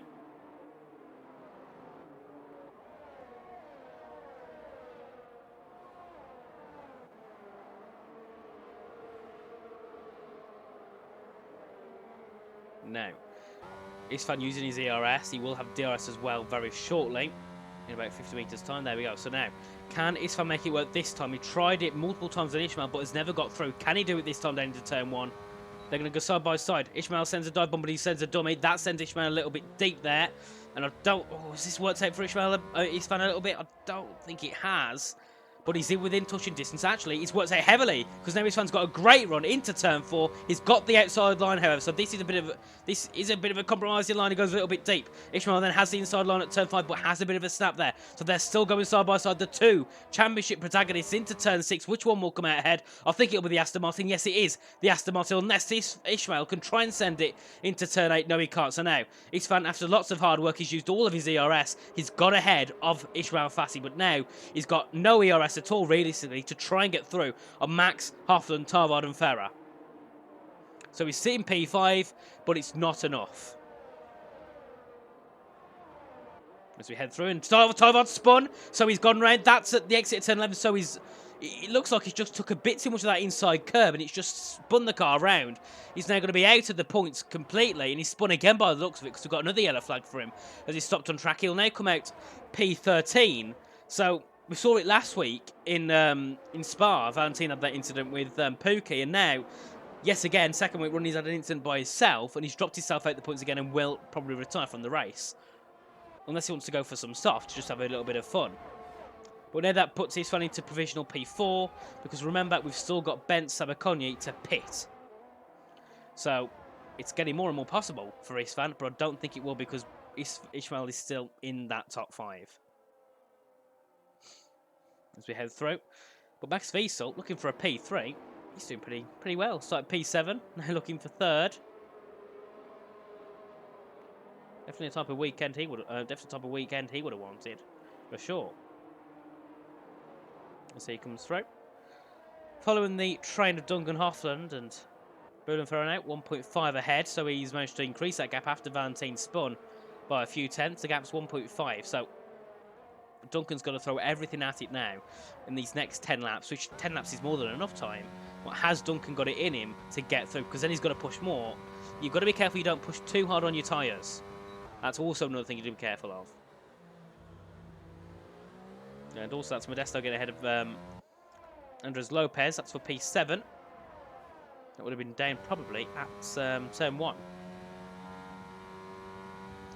Now we head through with Ismael Fahssi on the back of István Puki.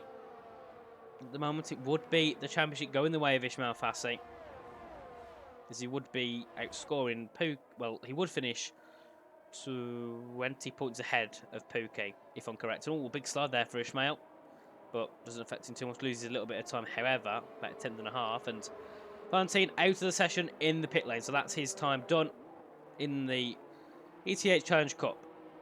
So only 13 runners. So at the moment, even though Alberto's 33 seconds behind this pack, just chilling, he is getting closer and closer to points every lap. So, you never know, we could see some points for Alberto.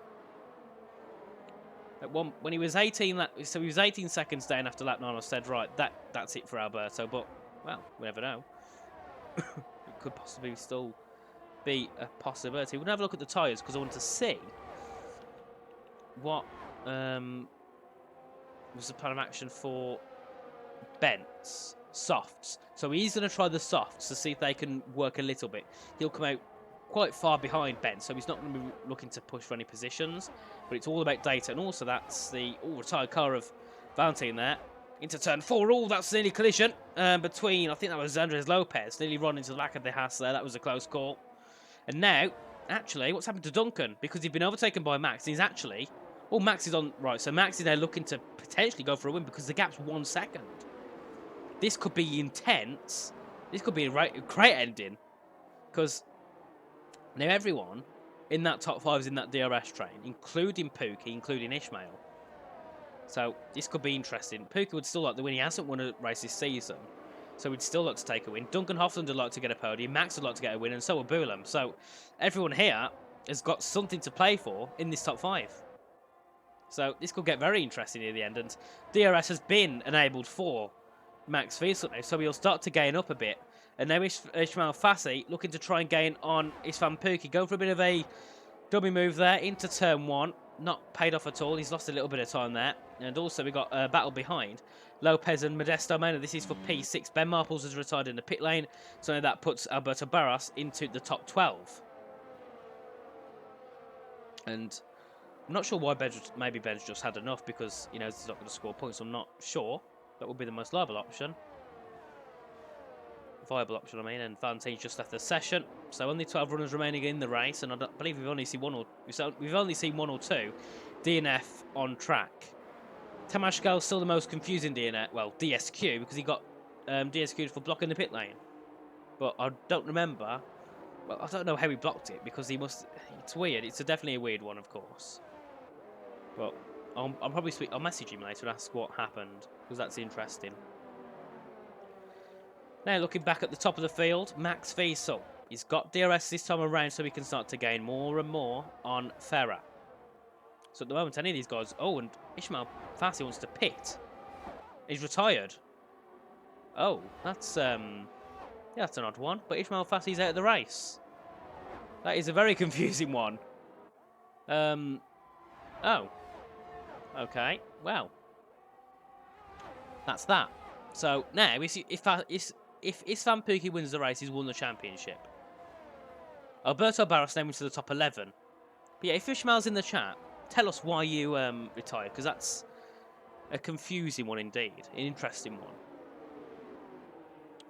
But looking through, and Max still trying to get in the back of Boolean. Can't make anything done yet. 6 laps remaining. I believe that's Ishmael's car. Yeah, it is. Yeah, just coming 8 onto track to retire. Possibly, well, it will be down at turn 4, I think. And Alberto, well, could be looking for points, possibly. Because if you get one more retiree, then, yeah, that is points for Alberto. And as we go through now, and Max gaining more and more. The gap's 5 tenths, and Yep, not enough to make anything work, but he is just calling himself a 10th and a half closer every single lap. Ismael's left the session now. And also, Lopez going for a move on Modesto main at the end at turn 1 and 2. I think he's got ahead of Modesto, but can Modesto try and use some DRS down towards turn 4 to help him get back ahead? We'll have to see.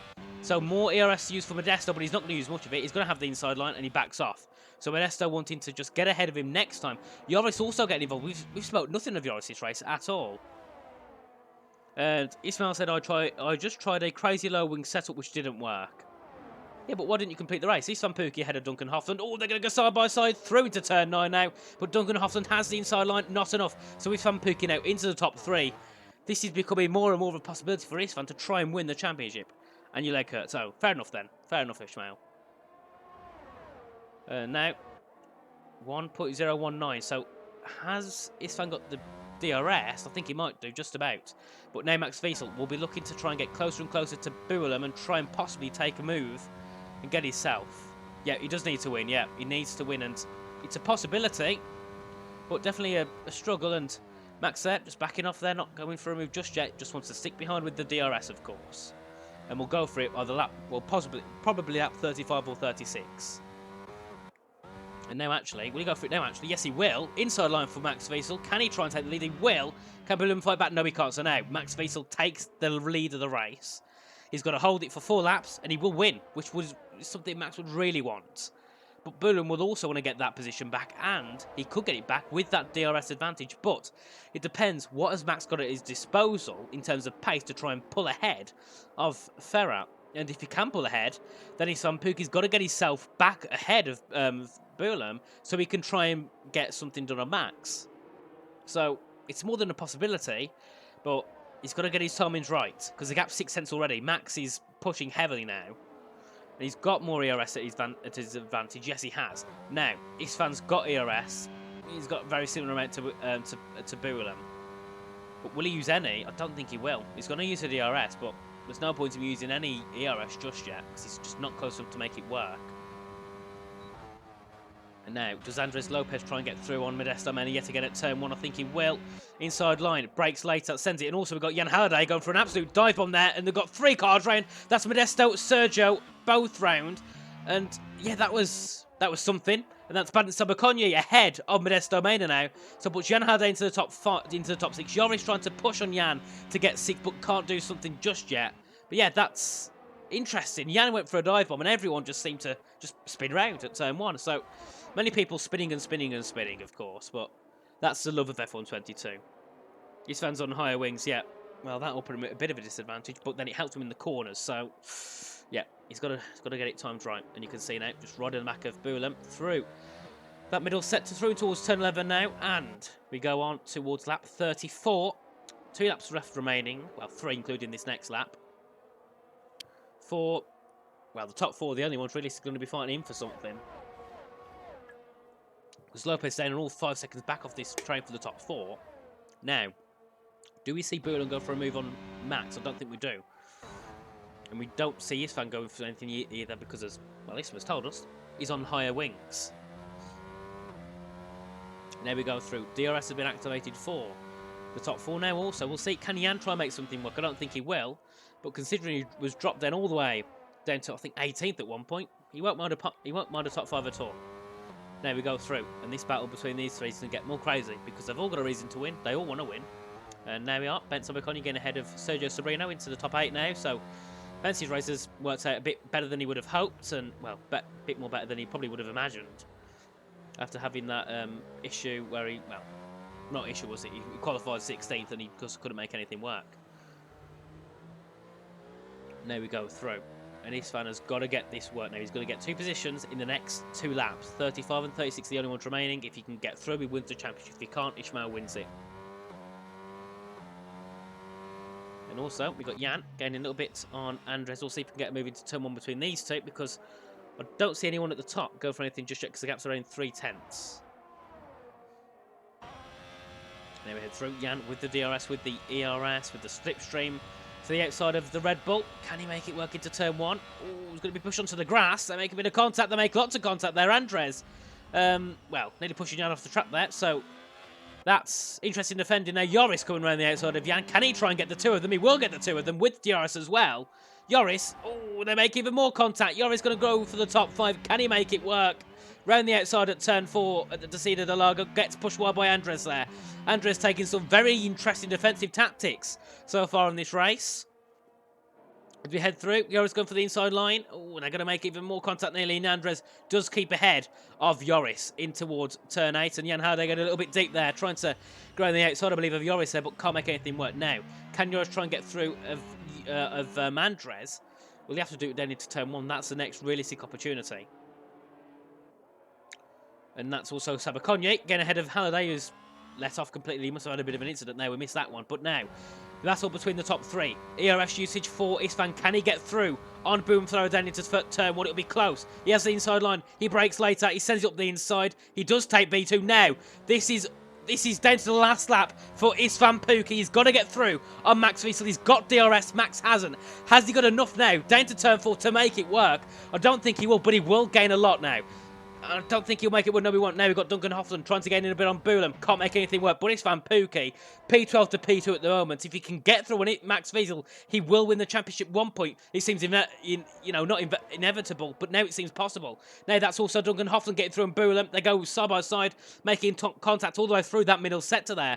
And which one of these will take P3? I think it will be Duncan just about. But Boulam has got the inside line over into turn 10, but just get pushed onto the grass. So that is him out of that position now. The gap's 5 tenths, and I don't think it is enough for István Puki. But Max Wiesel has driven perfect. Max Wiesel always drives perfect in the race. He comes through up towards the line. I think he will. I think he will do it. But Ismael Fahssi has won the championship, but there's not much to brag about because he's not here, so it's harder to call it. But Ismael has won the championship, and Max Wiesel does win the Brazilian Grand Prix, and István Puki, it's well done. That's all I'm going to say. P12 to P2, impeccable, but it's hard to call the championship for Ismael when he's not here because you can't see him cross the line. So Ismael, well done, of course. Great season, and you even missed one race and still did it. So bravo, well done.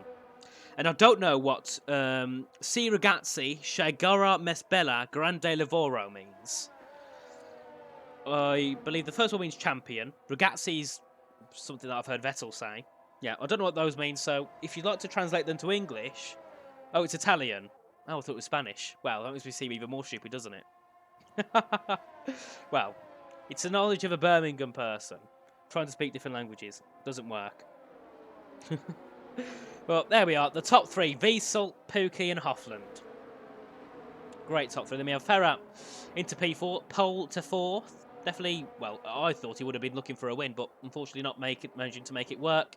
Then Lopez into 5th, Joris in 6th, Sabakonye in 7th, Sergio Sabino in 8th, Besto in 9th, and Alberto Barros gets points in the race, I believe. Oh no, he's still got a lap to go. Well, this is confusing. There we are. So, well, yeah, I don't want an interview then, if that's the case. I'd rather not speak to you while you're on the toilet. Well, yeah. But also we'll get István for a interview though, but I don't know if he'll be around.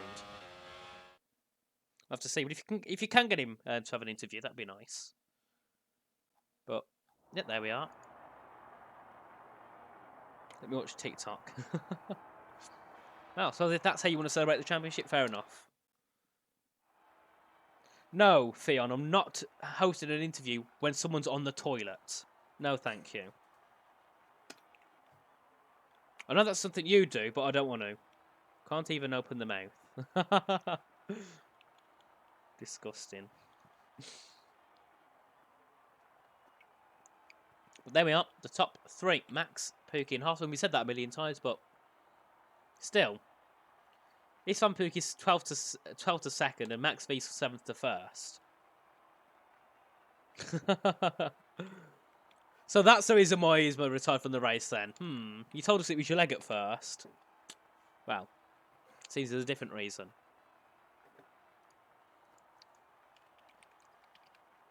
We'll see if we can get an interview from István. I'm not sure if he will though, we'll see.